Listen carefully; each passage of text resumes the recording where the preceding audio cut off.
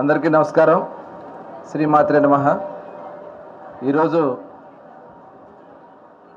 దసరా మహోత్సవాల్లో మూలా నక్షత్రం ఈరోజు చాలా ఇంపార్టెంట్ డే. అమ్మవారి అలంకారం ఈరోజు సరస్వతి అలంకారంలో మరి ప్రజలందరికీ కూడా దర్శనమిస్తారు. ఈరోజు దసరా మూలా నక్షత్రం సందర్భంగా రాష్ట్ర వ్యాప్తంగా కూడా అన్ని అమ్మవారి దేవాలయాల్లో కూడా పెద్ద ఎత్తున పూజలు నిర్వహించబడతా ఉన్నాయి. అలాగే విజయవాడ కనకదుర్గ అమ్మవారి ఆలయం మరి ఉదయం తెల్లవారుజామున దగ్గర నుంచి కూడా చాలా రద్దీగా ఉంది. ఇవాళ దాదాపు 2 లక్షల మంది వరకు దర్శనానికి వచ్చేదానికి అవకాశం ఉందని చెప్పి భావిస్తూ ఉన్నారు. తగిన ఏర్పాట్లన్నీ కూడా చాలా అద్భుతంగా చేస్తున్నారని చెప్పి మరి వచ్చినటువంటి భక్తులే చెప్తా ఉన్నారు. ఇవాళ గౌరవ ముఖ్యమంత్రి చంద్రబాబు నాయుడు గారు కూడా అమ్మవారికి పట్టు వస్త్రాల సమర్పణ కోసం వారు కూడా మధ్యాహ్నం వస్తూ ఉన్నారు. సీఎం గారు ఇది ఒక సంప్రదాయం. ఇవాళ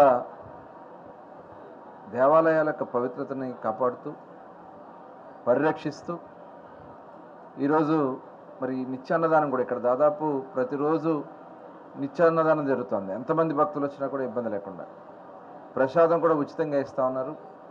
దారిలో భక్తులందరికీ కూడా మంచినీళ్ళు కానీ పిల్లలకి పాలు కానీ ప్రసాదాలు కూడా అందిస్తూ ఉన్నారు.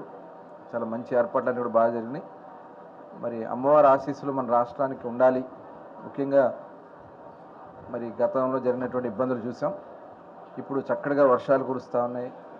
నదులన్నీ కూడా పూర్తిగా నీళ్లతో నిండి ఉన్నాయి. మంచి పంటలు పండాలని అందరూ కూడా సుఖ సంతోషాలతో ఉండాలని మనస్ఫూర్తిగా కోరుకుంటూ మరొకసారి భక్తులకి అలాగే అధికారులు కూడా చాలా కష్టపడుతున్నారు. పోలీస్ కానీ అలాగే మీడియా కూడా ఎప్పటికప్పుడు వాళ్ళు ఎక్కడ లోటుపాట్లు ఉన్నా కూడా ఇమీడియట్గా తెలియజేయటం రెక్టిఫై చేస్తున్నారు. టోటల్ సర్వేలెన్స్ కెమెరాస్తో ఎంతమంది ఉన్నారు, ఎంత టైం పడుతుంది మొత్తం కూడా మానిటర్ చేస్తున్నారు.